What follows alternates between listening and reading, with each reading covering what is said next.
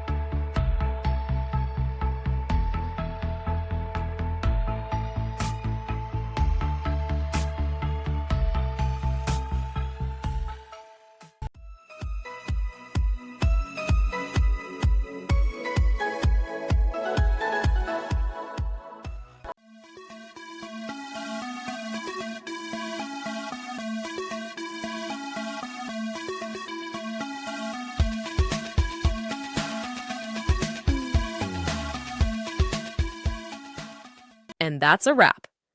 I hope you found the answer you were looking for. If you did, take a second to hit that subscribe button. It really helps out. And let me know in the comments which solution worked best for you. See you next time in the debug zone.